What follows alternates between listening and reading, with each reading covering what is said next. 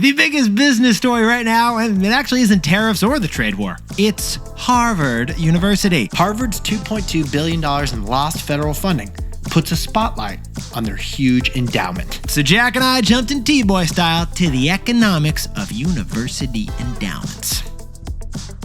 Now, Yetis, some of the top brands in our economy aren't Netflix, Coca-Cola, or Disney.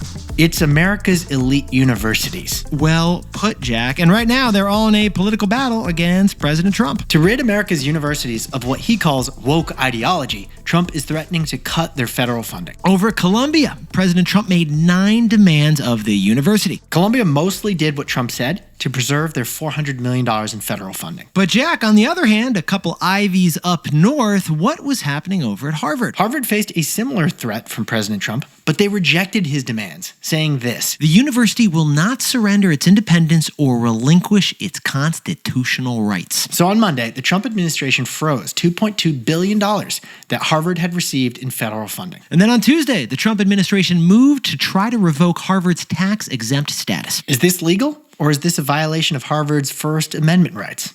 Courts will decide. The courts will decide, but in the meantime, on this show, Jack and I like to follow the money. And we were curious. Yeah. Where is all this federal funding going? Okay, everyone's talking about billions of dollars going to all these schools every year. We're like, what are these billions of dollars exactly? Brown gets $500 million from Uncle Sam. Northwestern gets $800 million. Cornell gets $1 billion. And yet their lacrosse team didn't win the Ivies this year. But Harvard currently has $9 billion in federal contracts and multi-year grants with the government. That's more than 2 lifts. So we looked into it. Some of that money is coming from the National Institute of Health for medical research on Alzheimer's, for research on infectious diseases, and for genetics research. Okay, other parts of that money are coming from the Defense Department for research on robotics, on energy, on artificial intelligence. Now, we should point out federal funding of university research is historically a huge source of America's innovation. Yeah, Jack and I did a takeaway once about how, like, Uncle Sam is the original Andreessen Horowitz. Right, because countless breakthrough technologies that have changed the world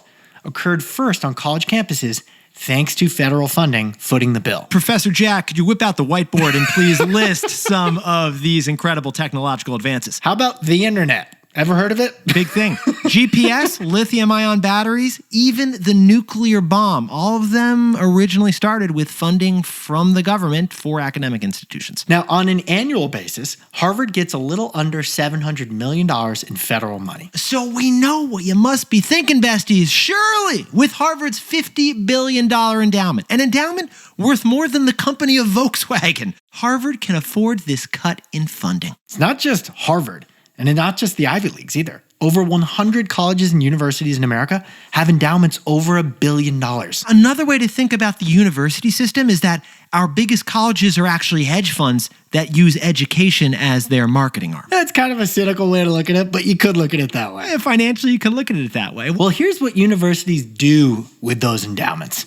Spoiler, they don't spend them. So, Jack, what's the takeaway for all our buddies in education? You don't spend the endowment. You only spend the returns. Now, Yetis, many of you are probably thinking, yeah, Harvard, they got the smallest violin in the world right now. $50 billion as an endowment, why would they need taxpayer money? But the point of an endowment isn't to spend it. It's only to spend the returns. The point of the endowment is to not spend the endowment. Seriously, that's the point. Let's say conservatively that Harvard's endowment makes 5% in returns a year because that endowment is invested in stocks and bonds, which grow every year. Those 5% returns, that's the part that Harvard actually spends. But they do not spend the principal, the $50 billion endowment. And that 5% return on a $50 billion endowment, Jack, you do the math for us, please, over there? We're talking $2.5 billion a year that goes to the university's budget thanks to the endowment. $2.5 billion in returns just from the endowment. Jack and I crunched the numbers on it. Technically, that is more than enough to cover the tuition of all undergrads and grads at Harvard every year. Now, if you spent the $50 billion principal part, Then every year, the endowment would get smaller and smaller, and eventually it would become zero. But instead, the universities use just the returns of the endowment to subsidize tuition, pay financial aid, pay the professors, do the operating costs. Turns out most students at Harvard pay way less than what it actually costs the university to educate them, because the endowment pays the difference. So to update what we said before, a university is basically a hedge fund that subsidizes education. So when you think about Harvard's battle with President Trump, and you think about the endowment, here's the important clarifier. You don't spend the endowment, you only spend the returns.